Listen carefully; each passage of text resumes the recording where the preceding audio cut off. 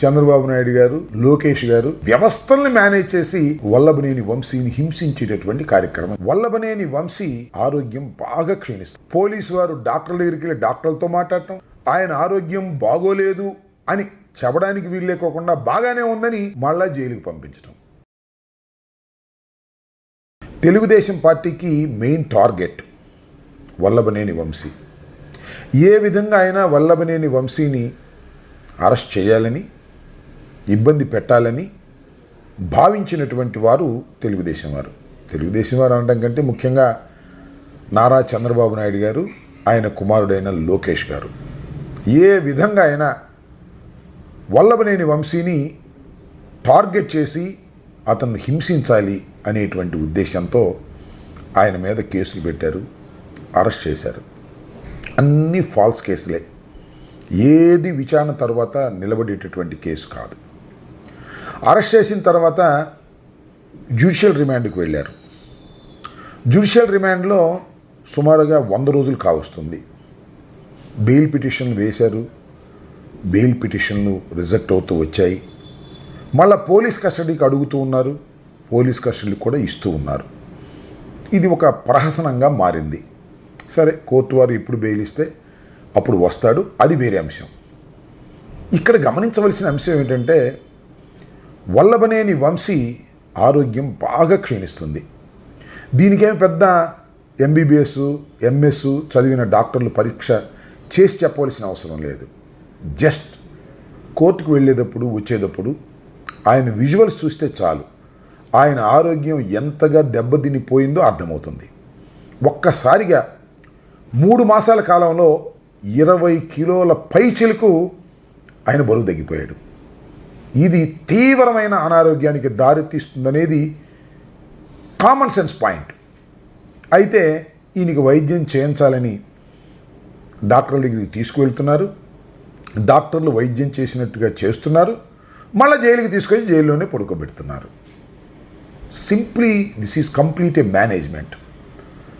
లోకేష్ గారి నాయకత్వంలో పోలీసులతో మాట్లాడటం, పోలీసు వారు డాక్టర్ల దగ్గరికి వెళ్ళి డాక్టర్లతో మాట్లాడటం, ఆయన ఆరోగ్యం బాగోలేదు అని చెప్పడానికి వీల్లేకోకుండా బాగానే ఉందని మళ్ళా జైలుకి పంపించడం, హాస్పిటల్లో ట్రీట్మెంట్ ఇచ్చేటటువంటి అవకాశాన్ని ఏ క్షణంలోనూ కల్పించకూడదనేటువంటి పట్టుదలతో ఇవాళ పోలీసు వారు డాక్టర్లతో కుమ్మక్కై అన్యాయంగా, అక్రమంగా ఆయన్ని వేధిస్తున్నారనేది ఇక్కడ అందరి అభిప్రాయం.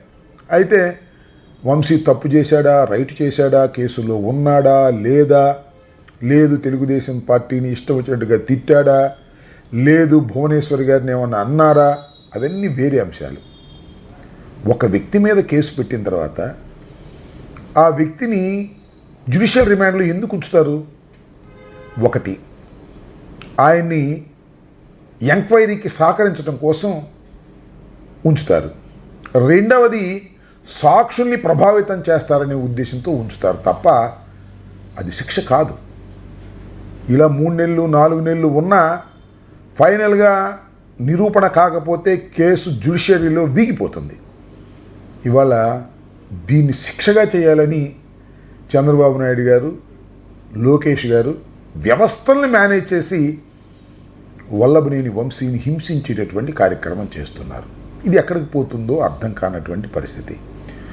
వల్లభనేని వంశీ తప్పు చేశాడా, రైట్ చేశాడా అనేది నిర్ణయించవలసింది న్యాయస్థానాలు, అంతే తప్ప పోలీసులు కాదు, డాక్టర్లు కాదు. అరే, ఆయన ఆరోగ్యం పరీక్ష చేయడానికి డాక్టర్లు కావాలా? 20 కిలోలు ఏకధాటిన తగ్గిపోయాడు అంటే ఎంత ప్రమాదకరమైనటువంటి పరిస్థితుల్లోకి ఆయన వెళుతున్నాడనేది it's a common sense point.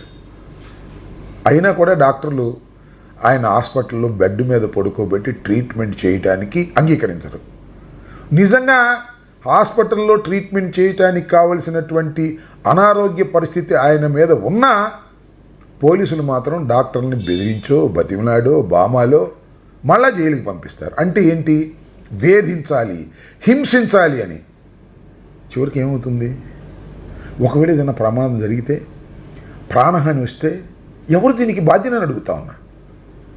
Vamsi మీద చాలామంది కోపం ఉండొచ్చు, కానీ ఈ రకంగా తడిగుడ్డలతో గొంతులు కోసేటటువంటి కార్యక్రమం చంద్రబాబు నాయుడు గారు చేస్తున్నారనేది ఇక్కడ నా అభిప్రాయం. చంద్రబాబు నాయుడు గారు ఏదైనా ఉంటే సూటిగా చెప్పొచ్చు, శిక్ష పడేదాకా విచారణ జరపవచ్చు, తప్పులేదు. కానీ ఈ విధంగా తడిగుడ్డలతో గొంతులు కోసేసేయాలనేటువంటి ఆలోచన చేయటం చాలా దురదృష్టకరం. ఇలాంటి సందర్భంలో నాకు ఒకటి గుర్తొస్తుంది. రాజశేఖర రెడ్డి గారు రెండవసారి పీసీసీ ప్రెసిడెంట్ కాకముందు విద్రోహ దినమని ఒక పెద్ద కార్యక్రమాన్ని కడపలో నిర్వహించారు.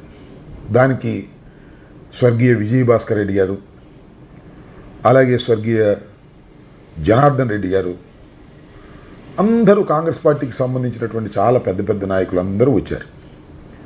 అప్పుడు అన్ని పార్టీల వాళ్ళని కూడా పిలిచారు. అప్పుడు లక్ష్మీపార్వతి గారు కూడా వచ్చారు. ఆ డయాస్ మీద లక్ష్మీపార్వతి గారు ఒక మాట అన్నారు.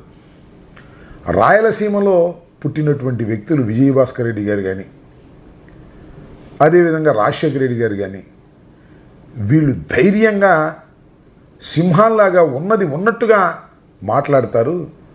కానీ రాయలసీమలో మా అల్లుడు నక్కలాంటోడు ఎలా పుట్టాడు, తడిగుడ్డలతో గొంతులు కోసే రకం అని అన్నారు. ఆ మాట గుర్తొస్తుంది.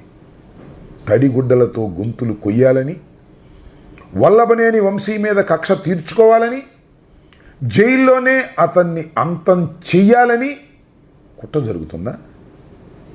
సహజంగా అందరికీ వచ్చేటటువంటి అంశం ఇది, అందరికీ వచ్చేటటువంటి అనుమానం ఇది. దీనికి సమాధానం చెప్పుకోవాల్సినటువంటి బాధ్యత ఈ రాష్ట్ర ప్రభుత్వానికి ఉంటుందని ఈ సందర్భంగా నేను మనవి చేస్తున్నా. దోష నిర్దోష వేరే అంశం, కానీ ఒక మాజీ శాసనసభ్యుడిని, 2 సార్లు ప్రజలు ఎన్నుకున్నటువంటి ఒక శాసనసభ్యుడిని జైల్లో ఈ విధంగా హింసించటం అనేది చాలా ప్రమాదకరం, ప్రజాస్వామ్యానికి ప్రమాదకరం. దీనిలో తప్పనిసరిగా చంద్రబాబు నాయుడు గారు, వాళ్ళ అబ్బాయి ఇవాళ కాకపోతే రేపు మూల్యం చెల్లించక తప్పదనేది నా అభిప్రాయం. రోజులు ఎప్పుడూ ఇలాగే ఉండవు. నేను ఆ భగవంతుణ్ణి ప్రార్థిస్తున్నాను, వల్లభనేని వంశీకి ఏమీ జరగకూడదని, ఆరోగ్యంగా ఆయన బెయిల్ మీద వచ్చి ప్రజల్లో కలవాలని నేను కోరుకుంటున్నాను. ఆ భగవంతుని హృదయపూర్వకంగా కూడా ఆయనకి ఏమీ జరగకూడదని నేను ప్రార్థిస్తున్నాను. ప్రభుత్వం కూడా ఇలాంటి పిచ్చి చేష్టలు చేసి చెడ్డ పేరు తెచ్చుకుంటే ప్రమాదంలోకి నెట్టబడుతుందనే విషయాన్ని కూడా గుర్తుపెట్టుకోవాలని హెచ్చరిక చేస్తుండవు. నేను ఆ భగవంతుణ్ణి ప్రార్థిస్తున్నాను, వల్లభనేని వంశీకి ఏమీ జరగకూడదని, ఆరోగ్యంగా ఆయన బెయిల్ మీద వచ్చి ప్రజల్లో కలవాలని నేను కోరుకుంటున్నాను. ఆ భగవంతుని హృదయపూర్వకంగా కూడా ఆయనకి ఏమీ జరగకూడదని నేను ప్రార్థిస్తున్నాను. ప్రభుత్వం కూడా ఇలాంటి పిచ్చి చేష్టలు చేసి చెడ్డ పేరు తెచ్చుకుంటే ప్రమాదంలోకి నెట్టబడుతుందనే విషయాన్ని కూడా గుర్తుపెట్టుకోవాలని హెచ్చరిక చేస్తున్నాను.